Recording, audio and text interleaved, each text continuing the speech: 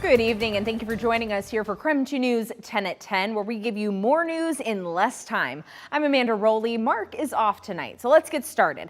The second Republican presidential debate wrapped up within just the last few hours. Former President Donald Trump's top rivals were hoping to stop his momentum before the Iowa caucuses formally kick off the presidential nomination process in less than 4 months. CBS News correspondent Dania Bacchus reports tonight from Simi Valley, California. 7 Republican candidates trailing Donald Trump in the polls by a wide margin spent the night competing for their breakout moment. Donald Trump hides behind the walls of his golf clubs and won't show up here to answer questions like all the rest of us are up here to answer. Donald Trump is missing in action. He should be on this stage tonight. He owes it to you to defend his record, where they added $7.8 trillion to the debt. That set the stage for the inflation that we have now. After skipping the first GOP debate in August, the former president campaigned in Michigan Wednesday instead of joining his GOP rivals at the Ronald Reagan Presidential Library. GOP candidates debated a range of national issues that at times unite and sometimes divide the party. GOP candidates went after President Biden on a range of national issues, including immigration, the environment, and the economy. And Joe Biden's Green New Deal agenda is good for Beijing and bad for Detroit. Unlock American energy. Drill, frack, burn coal, embrace nuclear energy. Put people back to work by no longer paying them more money to stay at home. Joe Biden should not be on the picket line. He should be on the southern border working to close our southern border because it is unsafe, wide open, and insecure. Former Vice President Mike Pence, former U.S. Ambassador to the UN Nikki Haley, and entrepreneur Vivek Ramaswamy worked to set themselves apart from the crowd. I favor ending birthright citizenship for the kids of illegal immigrants in this country. Well, these law enforcement officers, they arrest these people and then they go and they're let out the very next day. So law enforcement feels like no one has their back. We have to start prosecuting according to the law. South Carolina Senator Tim Scott, North Dakota Governor Doug Burgum, and former New Jersey Governor Chris Christie also shared the spotlight. Dania Bacchus, CBS News, Simi Valley, California. It's about our students and it's about our school district, and instead it became about politics and agendas. Well, for the first time in over a month, the West Bonner School District held a board meeting to pay the bills and keep schools moving forward. Superintendent Brandon Durst announced this week he would be stepping down. Now, many in the community want to know when and how long the district will be paying his 6-figure salary. KREM 2's Kyle Simchuk reports from Priest River tonight.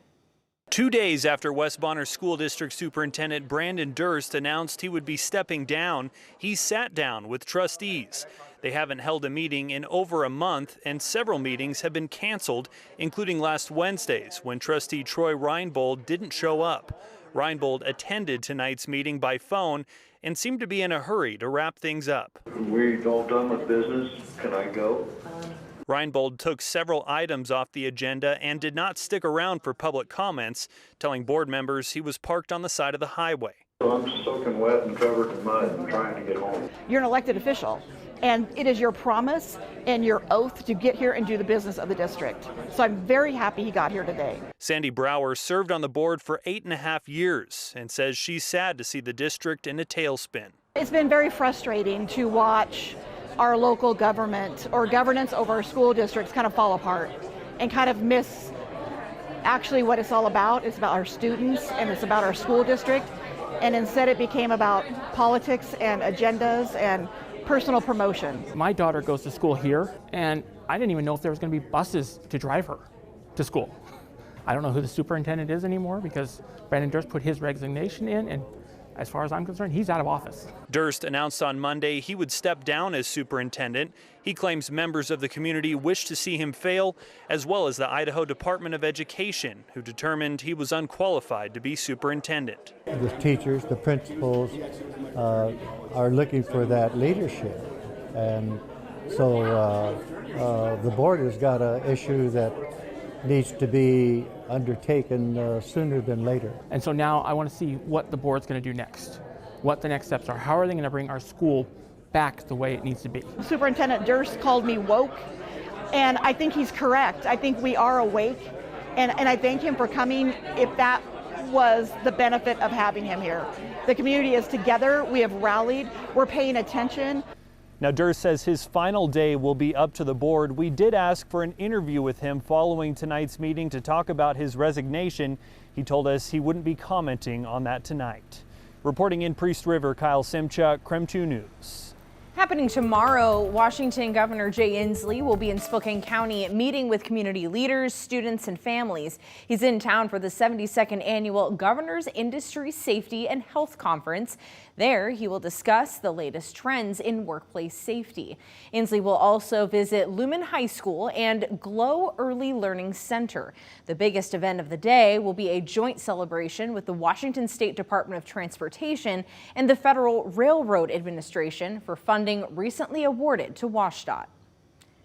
And turning now to weather, the fall-like weather has officially arrived with rain, wind, and a little bit of sunshine peeking through today. Let's head straight to meteorologist Michelle Boss to find out what else we can expect. Hi, Michelle. Hi, we've got some more rain in the forecast, but it doesn't look like it's going to be as soggy over the next couple of days as it was today. We'll take a look at some of the rainfall totals for the last 24 hours in just a moment, but a quick peek first is satellite and radar right now, which shows most of those showers, the widespread showers, have diminished. Still seeing a few areas of rain up in North Idaho, and those continue to push the northeast. But just taking a look at the rainfall over the last 24 hours, not much of an update from the earlier newscast. About 1/4 of an inch in Spokane and Coeur d'Alene, much higher amounts up north, more than 1/2 inch in Deer Park and Hayden and in Sandpoint, about 3/10 of an inch across the Silver Valley, and lower amounts across central Washington. Currently, temperatures are in the 40s and 50s, so we certainly have a cool air mass over us, and it's not going to be warming up anytime soon. We'll be bottoming out in the 40s tonight with some dry weather, but looks like more showers are on the way for Thursday,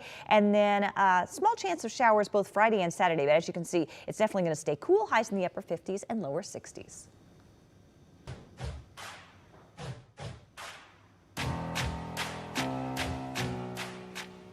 Well, happening tomorrow, the brand new Spokane Stadium is hosting its first set of games. Up to 5,100 fans can pack the stands tomorrow for a 4 p.m. soccer match with Shadle Park and Pullman High Schools. Then right after, the North Central High School will take on Clarkston for the first football game at the brand new stadium. Now, if you are planning to go to any of these games this week, there are some things you should know before you go. First, getting there doesn't have to be difficult. The stadium can easily be reached using public transportation. But if you choose to drive, parking for Spokane Public Schools events is free in lots A, B, and D at the Spokane Arena. There is a clear bag policy, meaning no backpacks allowed. As for tickets, single tickets will be $5 for students and $10 for adults. Kids younger than high school can attend free with an adult. And now to Night Beat with a quick look at the day's top stories. A burglary suspect caught on surveillance video and later held at gunpoint by homeowners was back in court today. That Geiger Heights burglary suspect is now facing multiple counts of burglary. Spokane County court documents say 37-year-old Isidro Hernandez was spotted on surveillance video entering the Shriners Event Center Monday night, but there's no report of anything being stolen or damaged. Documents say Hernandez then went to a nearby home just before 9:30 that night. Police say he entered the home through an unlocked door, but was immediately met by homeowners who held him at gunpoint until law enforcement arrived. Today, the judge released Hernandez with orders to get a mental health evaluation. He's expected back in court October 10th. Good morning, guys! Welcome back to Freya! The Dutch Bros coffee stand on Freya is officially back open for business. Now, 2 years ago, a dump truck driver crashed into the coffee stand. This injured seven people, and the stand was a total loss. I spoke exclusively with the owner of Dutch Bros, who told me about the fear he felt that day and how the reopening is a fresh start. It is a special stand, and I think it does, in fact, represent that when hard things happen, we do rebuild. Now, the driver, McGavin Madrain, failed 2 parts of a field sobriety test taken after the crash and admitted to using meth the night before. 6 months later, Madrain pleaded guilty to vehicular assault. He completed his 15-month sentence last summer and was released from DOC supervision just last week. Now, one of the injured baristas is suing Madrain and the construction company that hired him. That trial is expected to start next year. Today, hundreds of student employees with the WSU Union staged rallies across several of its campuses. They hoped this would ensure the WSU administration agrees to a fair contract. This comes after the union filed an unfair labor practice lawsuit against the university. The union claims the university isn't negotiating properly over health insurance, sexual harassment, discrimination, wages, and fees. Affordable health care being one of the reasons the union was formed in the first place. Bargaining began back in February. Well, that was your Night Beat. To learn more about any of these top stories, just head to our website, KREM.com.